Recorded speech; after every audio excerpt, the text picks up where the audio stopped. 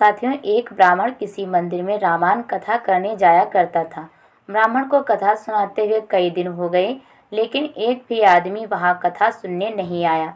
एक दिन ब्राह्मण देवता जब कथा पढ़कर वापस लौटे तो राम जी की मूर्ति ने अपने पास खड़े हनुमान से पूछा, हे पवन पुत्र, यह बेचारा ब्राह्मण रोज यहाँ कथा करने आता है, लेकिन सुनने वाला कोई नहीं।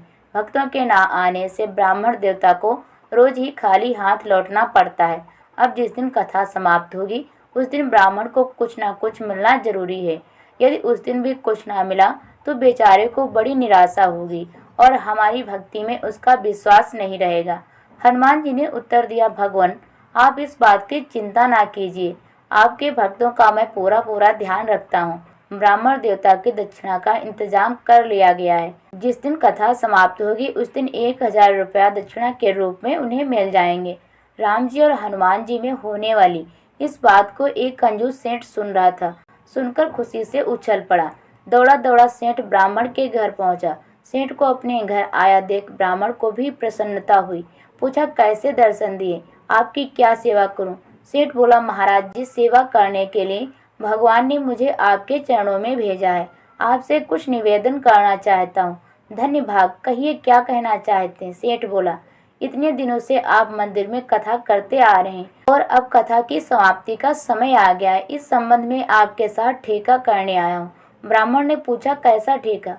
यही कि कथा की समाप्ति के दिन जो दान दक्षिणा अन्न वस्त्र आपको प्राप्त होगा वह मेरा रहा, उसके बदले में मैं आपको 500 रुपये देता हूँ। यह कहकर सेठ ने 500 रुपये निकालकर ब्राह्मण के सामने रख दिए। ब्राह्मण को हंसी आ गई। सेठ जी क्यों मेरी हंसी उड़ा रहे हैं? आप देख रहे हैं कि मैं कई दिनों से कथा कर रहा हूँ, लेकिन श्रोता तो एक भी नहीं आता। मुझे लगता है कि समाप्ति के दिन भी वहाँ कोई नहीं आएगा। जब लोग ही नहीं आएंगे तो दान दक्षिणा कहाँ से मिलेगी? सेठ बोला, कोई बात नहीं, चाहे कुछ भी मिले या ना मिले, वो तो मेरे भाग्य की बात है। जितना मिलेगा वह मेरा रहा, उसके बदले में आप 500 रुपये रख लीजिए। सेठ के आग्रह पर पंडित जी ने रुपए ले लिए। वे मन ही मन प्रसन्न थे। जहाँ एक भी रुपया मिलने की आशा नहीं थी, वहाँ 500 रुपया उन्हें मुफ्त में आया लग रहा था। बात पक्की हो गई। कथा की समाप्ति के दिन सेठ जी ब्राह्मण को लेकर मंदिर पहुंचे। विधि विधान पूर्वक कथा आरंभ हुई। सेठ जी भक्ति भाव से कथा सुनते रहे। कथा की समाप्ति पर आरती हुई, लेकिन रुपया ना मिला। सेठ जी ने सोचा, शायद भक्ति भाव और पूजा में कोई कमी रह गई है। ब्राह्मण से बोले कि एक बार फिर से भगवान की स्तुति करें। ब्राह्मण ने श्रद्धा से दोबारा स्तुति की और अपने घर लौट आए। रुपयों के लोभ में सेठ जी देर तक वहीं बैठे रहे। काफी समय हो गया, रुपया ना आया तो हनुमान जी के आगे बार बार हाथ जोड़कर सिर झुकाने लगे। दोपहर हुई, फिर शाम हो आई। जब सेठ जी को रुपया ना मिलने की उम्मीद रही तो उसे क्रोध आ गया। उसने पास पहुंचकर जोर की एक लात हनुमान जी की मूर्ति पर दे मारी। नतीजा यह कि लात के पड़ते ही सेठ की टांग वहीं फंस गई। तब तो लेने के देने पड़ गए। अपनी टांग छुड़ाने के लिए सेठ ने भरसक प्रयत्न किए, पूरा जोर लगा दिया, पर क्या मजाल की टांग टस से मस भी नहीं हुई। अब क्या किया जाए? चारों तरफ से रात का अंधकार घिरने लगा। अंधेरा होने पर राम जी की मूर्ति से आवाज सुनाई दी।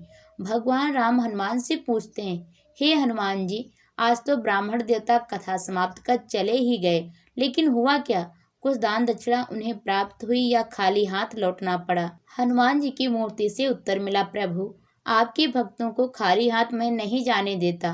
ब्राह्मण देवता बहुत प्रसन्न है। कुछ दिन पहले 500 रुपया पहले से ही दिलवा दिया था और अभी 500 रुपये में टांग गिरवी रखी है। जब तक बाकी रकम नहीं मिलती टांग नहीं छोड़ूंगा।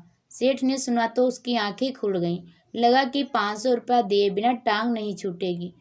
रात भर वह अपनी एक टांग के बल खड़ा रहा। सुबह हुई तो अपने घर पर संदेश भिजवाकर रुपया मंगा लिया और हनुमान जी की आगे रखकर क्षमा प्रार्थना की।